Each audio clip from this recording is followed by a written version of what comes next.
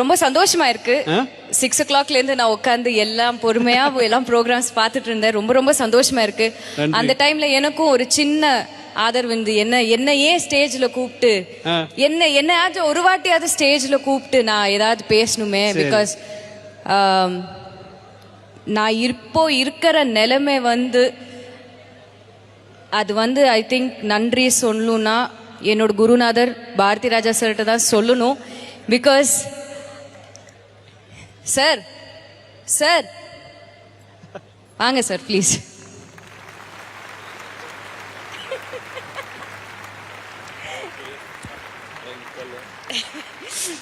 என்னோட குரு பாரதி ராஜா சாருக்கு தான் நன்றி சொல்லணும். Because actually Bharathi Raja sir என்னை கூப்பிட்றதுக்கு முன்னாடி என்னை வந்து ஃபாசில் சார் கூப்பிட்டாரு. ஸோ அந்த டைமில் நான் வந்து அவரோட வீட்டுக்கு ஆலப்பிக்கு போனதுக்கப்புறம் ஒரு 1 டே அங்கே ஸ்க்ரீன் டெஸ்ட் எல்லாம் பண்ணதுக்கப்புறம் ஃபாசில் சார் ஓகேன்னு வேற சொன்னார். நீ இமீடியட்டாக நீ என் படம் பண்ணுன்னு சொன்னார். பட் அன்ஃபார்ச்சுனேட்லி அந்த டைமில் எனக்கு படம் பண்ண முடியலை.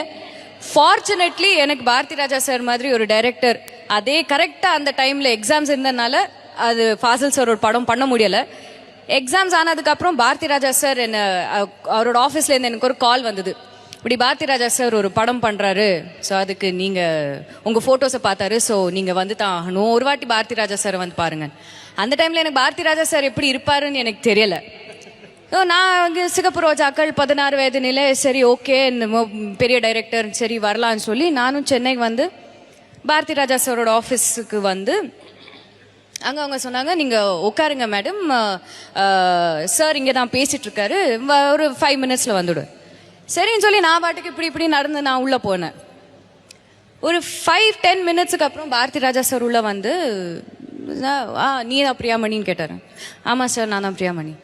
நீ ரொம்ப திமிரா அப்படி உள்ளே போனியே, நான் ஒரு பெரிய டைரக்டர் இங்கே உட்காந்துருக்கேன், லக்ஷ்மி மூவி மேக்கர்ஸ் ப்ரொடியூசர்ஸ் இங்கே உட்காந்துருக்காரு, அவங்கள எல்லாம் நாங்கள் இங்கே பெரியவங்க உட்காந்துருக்கோம், எங்களை எல்லாம் மைண்டே வைக்காம நீ பாட்டுக்குள்ளே போனியே, அந்த ஆட்டிடியூட் எனக்கு ரொம்ப பிடிச்சிது சொன்னார். சொன்னேன் சாரி சார் எனக்கு தெரியலை, நீங்கள் தான் பாரதி ராஜா சார், எனக்கு தெரியலை சார், கேள்விப்பட்டிருக்கேன் ஆனால் எனக்கு தெரியலைன்னு சொன்னார். பரவாயில்லம்மா ஒரு ஃபோட்டோ செஷன் பண்ணலான்னு சொல்லி ஒரு ஃபோட்டோ செஷன் பண்ணோம். காலையில் ஃபோட்டோ செஷன் பண்ணோம். ஒரு ஈவினிங் ஓரமாக ஃபோட்டோஸ் வந்தது. பார்த்த உடனே அவர் வந்து சொன்னார், நீ தான் என் கேரக்டர் வித்யா, இந்த மாதிரி ஒரு படம் பண்ணுறேன்னு சொன்னார். எனக்கு ரொம்ப எப்படி இருக்கும் ஃபிலிம் லைன் தெரியாதே, பார்க்கறதுக்கு வெளியிலலாம் பார்க்கறதுக்கு ரொம்ப கிளாமரஸாக இருக்கும். ஆனால் திடீர்னு பார்த்தா ஐ மீன் இந்த 4 மணிக்கு எழுந்திருக்கணும் 3 மணிக்கு எழுந்திருக்கணும் அதெல்லாம் நமக்கு இதெல்லாம் வி நாட் யூஸ் டு இட்னெல்லாம் நினச்சிட்டு இருந்தேன். திடீர்னு பாரதி ராஜா சாரோட அவரோட அந்த கான்ஃபிடென்ஸ் இல்லை நீ தான் பண்ணணும்னு சொன்னார். ஸோ அந்த கான்ஃபிடென்ஸில் அவர் வந்து என்னை இந்த இண்டஸ்ட்ரி கூட்டின்னு வந்தார்.